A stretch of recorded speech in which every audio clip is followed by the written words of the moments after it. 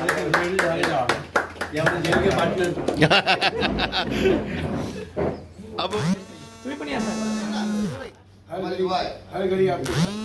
मुंबईतील toll tax हटाव आंदोलनाचे नायक डॉक्टर हरीश बी शेट्टी यांचे हार्दिक स्वागत.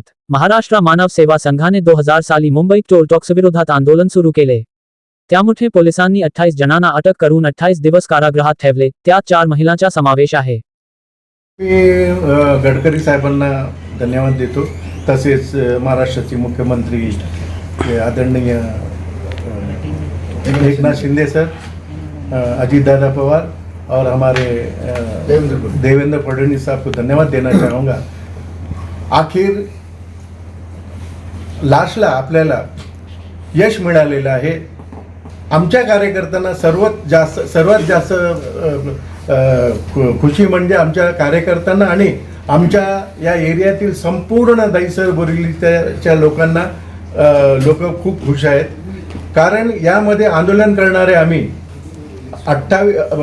24 वर्ष अगोदर आम्ही आंदोलन केलेलं, कोर्टात गेलो, जेलमध्ये गेलो, लाठी खाल्ली, 5-5 वेळा आंदोलन केलं, तरीसुद्धा काही होत नव्हतं म्हणून ते उग्र आंदोलन झालेलं. ते आजही लोक विसरणार नाही. तरीसुद्धा आमचं पण एक हे असते, एक कर्तव्य असते की आम्ही कशामुळे केलं होतं, का केलं होतं. बाकी लोक येतात, फक्त झेंडे दाखवतात आणि 1-2 मिनिटं असं झेंडे दाखवून जातात. आमचं तसं नव्हतं. बंद झालं पाहिजे म्हणजे झालंच पाहिजे म्हणून ते आम्ही ऐकलो नव्हतो. म्हणून आमच्यावरती त्या रागाच्या भराने बोला काही बोलू शकत नाही आपण, म्हणून 17 कलमं लावली गेलेली आहे. 17 कलमं, ते पण नॉन बेलेबल ऑफेन्स. त्यात तुम्ही विचार करू शकता की आमच्यावरती किती त्यांनी प्रेशर करण्याचा प्रयत्न केला असेल. ते आज आम्हाला मेहनतीचा रंग आलेला आहे.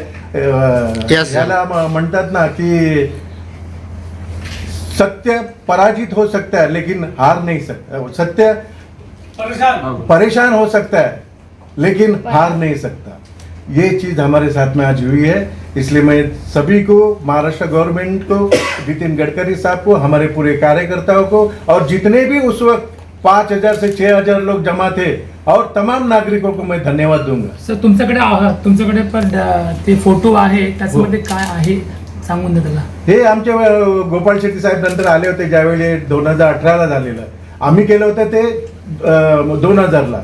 पण हे गोपाळ शेट्टी साहेबांनी नंतर याच्याबद्दल बोलले की हे तुमचंच आंदोलन आहे, मी तुम्हाला सपोर्ट करण्यासाठी आलेलो आहे असं सांगून हे केलेलं आहे. पण आमचा अगोदरचा फोटो याच्यामध्ये नाही आहे, कारण ते खूप वर्ष झालेलं आहे. म्हणून आम्ही ते सोडण्यामध्ये आमची लोक आहेत, पण ते भेटलं नाही आम्हाला, म्हणून हे फोटो मी दाखवतो. सगळ्या माणसं कोण आहे सर? हे आमचे सर्व कार्यकर्ता, आमचे सर्व जेल आंदोलन मध्ये आले होते, त्याच्यामध्ये सर्व आमच्या बरोबरच होते. सर्व महिला होते, 4 महिला होते, त्याच्यामध्ये एक बिचारे ॲडव्होकेट होते, त्यांनाही आतमध्ये टाकलेलं. पण नंतर कोर्टाने आम्हाला 2 वर्षाच्या आत एक्विटेड म्हणून आम्हाला माफ केलेलं आहे. म्हणजे केस खारिज झाली, केस खारिज केली आणि निर्दोष म्हणून आम्हाला सोडण्यात आलं.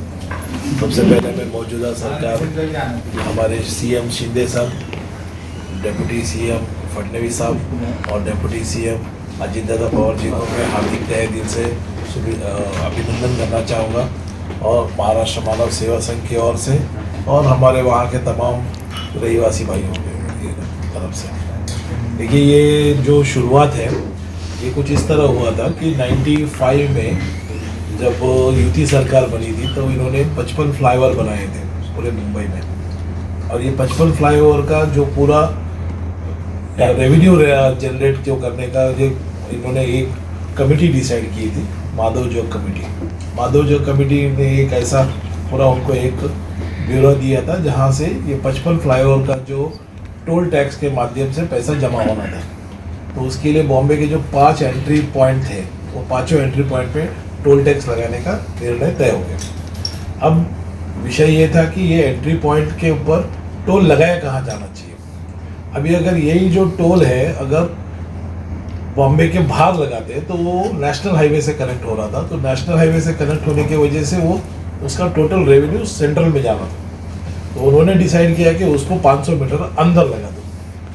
जब अंदर लगाने की बात हुई, वहीं से हमारे वहाँ के जो रहीवासी लोगों की मुसीबतें सामने आने लगी, क्योंकि जो भी रहीवासी वहाँ से घर से निकलेगा उसको टोल भरना था, और जबकि 55 फ्लाईओवर का पूरा बेनिफिट मुंबई को जाना था, और टोल जो था उसका ज़बरदस्ती इम्प्लीमेंट कर दिया गया था, और वहाँ के लोगों के लिए 500 मीटर के जितने जो रहीवासी थे उनके लिए कोई भी व्यवस्था उस वक्त थी नहीं, क्योंकि हमारा उधर संस्था बहुत एक्टिव था, तो लोग हमारे पास अप्रोच किया और हमने उसको बहुत गंभीरता से लिया, और हमने उसको इसका आंदोलन के तौर पे हमने हमारा एजिटेशन शुरू किया। पहले एजिटेशन जब हमने शुरू किया तो काफ़ी लोग आए नहीं, फिर हमें ऐसा लगा कि नहीं, हमें थोड़ा और बड़े लेवल पे करना चाहिए, लोगों पे इसकी प्रॉपर प्रमोशन होना चाहिए। तो लोग फिर एक बार, दो बार, तीन बार लोग आए, फिर हमने कोर्ट का दरवाज़ा खटखटाया, जहाँ पे जाके हमें बीरा भाईंदर के लोग ने भी सपोर्ट किया। बीरा भाईंदर की इंडस्ट्रियल जो बॉडी थी उनके और हमारी इनकी जॉइंट इसमें हमको सक्सेसफुल मिला, हमने वहाँ पे स्टे ले लिया। 6 महीना वो स्टे इम्प्लीमेंट पे रहा, 6 महीना तक कोई टोल वहाँ पे वसूला नहीं जा रहा था, लेकिन फिर वो जो मैटर था वो कोर्ट ने खारिज कर दिया, क्योंकि टोल का जो उनका जो पूरा व्यवस्था था जो रेवेन्यू का, वो सब गवर्नमेंट ने प्रॉपरली प्लीड किया, और उसके सामने हमारा जो PIL वो टिक नहीं पाया। लेकिन फिर भी हमारी जो प्रॉब्लम थी वो वहीं की वहीं खड़ी थी, क्योंकि हमारे लोगों के लिए कोई उसमें कोई सुविधा नहीं थी। फिर हमने सोचा कि नहीं, ये एक बड़ी तीव्र आंदोलन करनी चाहिए, जिसके लिए हमारी तरफ प्रॉपर अटेंशन आना चाहिए, ध्यान उनका आना चाहिए।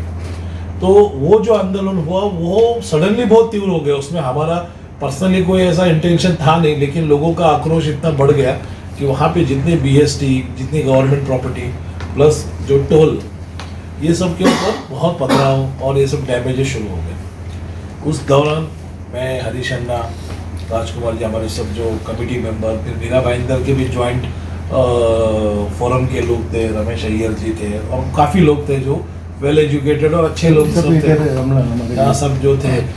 और फिर उस वक्त पुलिस ने धरपकड़ करना शुरू कर दिया। उसमें हमारे कम से कम 20 से 22 लोग अरेस्ट हो गए, और वो अरेस्ट 28 लोग अरेस्ट हो गए। उसके बाद वो इतना लंबा चला, क्योंकि उस वक्त हमारे पे 17 कलम लगाया था, क्योंकि गवर्नमेंट को एक मैसेज पब्लिक तक देना था कि यहाँ पे अगर इसके बाद कोई भी आंदोलन होगा तो उसका ये परिणाम है। 17 कलम, वो भी सारे नॉन बेलेबल ऑफेंस, जिसमें डकैती, चोरी, चकारी, ये सब चीज़ें उन्होंने इम्प्लीमेंट की है। और धीरे धीरे वो जब जज के समझ में आ गई कि ऐसा कुछ हुआ नहीं था, सिर्फ तोड़फोड़ जैसी चीज़ें हुई थी, क्योंकि वो सब पब्लिक का आक्रोश था, और उसमें से हमारे जितने लोग थे वो कैमरा के सामने थे, इनका कोई हाथ नहीं था। तो 2 साल में हम लोग वो सब बरी हो गए। लेकिन हमने हमारा एजिटेशन वहीं पे ख़त्म नहीं किया। जैसे हम बाहर आए तभी कॉन्ट्रैक्टर चेंज हो चुका था, क्योंकि पहले जो कॉन्ट्रैक्टर था ऑटो राइडर्स के मुकेश पटेल जी का था, PP कंस्ट्रक्शन। और जब ये आंदोलन हुआ उसके बाद ये उनका टोल कॉन्ट्रैक्ट हटा के IRB को दिया गया।